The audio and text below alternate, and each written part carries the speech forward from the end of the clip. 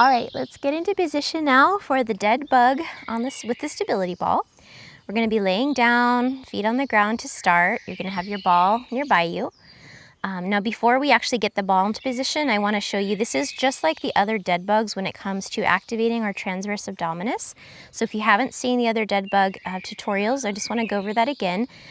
When we bring our legs up into the tabletop position where our hip and knee are bent to 90, about like that, the goal is for us to, here in this position, we want to really pull our abdominals in, pulling our belly button to our spine, and we should be able to fit 1 or 2 fingers between our floor and your floor and your low back. Now, you want to maintain this position when you lift your legs up. So if you're here and then everything kind of just pooches out when you bring your leg up, then we don't have the transverse abdominis engaged, okay? So then you want to start over. So I just want to point that out because once the ball's on my stomach, you're not going to be able to see all that, but you want to keep this all engaged, keep that belly button pulled into the spine, okay? Okay, so you're going to start out actually with the stability ball just on your stomach here. Pull that belly button into the spine, and then you're going to bring your hip and knee up to 90, like tabletop position here. And then you're gonna have the ball, just push the ball up so that it's between your knees and your hands. Basically that we're pushing, you don't have to push super hard, but you just want it to stay in place, right, and not fall. So this is our starting position. To do the exercise, we're just going to take opposite arm and leg and stretch them out. One overhead, the leg goes out, and then we bring it back. This takes a lot of coordination as well, because while we're stabilizing against the arm and the leg moving out, we're also having to press in with the opposite arm and leg to keep the ball from falling, right? So that's a difference from the regular dead bug. Hi, I'm Razel.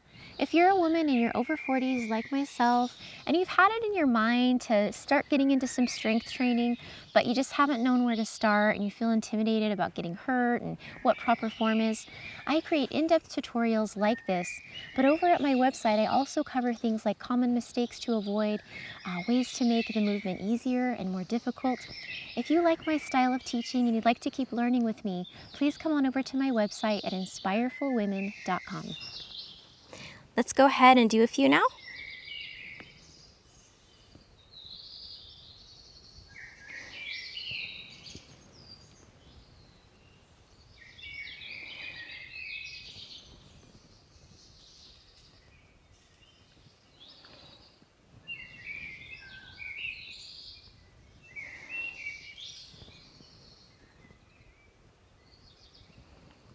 Now when you're doing this, you want to keep energy through the toes. So you can see, I'm going to take a little breather, ladies, but so send energy out through the toes. You can see I'm pointing my toe.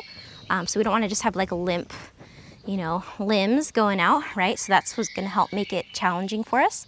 And then the other thing is the breathing, right? So I personally find it difficult at times to figure out how to breathe during a core exercise while still keeping my abs engaged. And so, if you face that same problem, one way that helps me is to kind of breathe out before I kind of do the actual movement, stretching my hands out and then breathe in.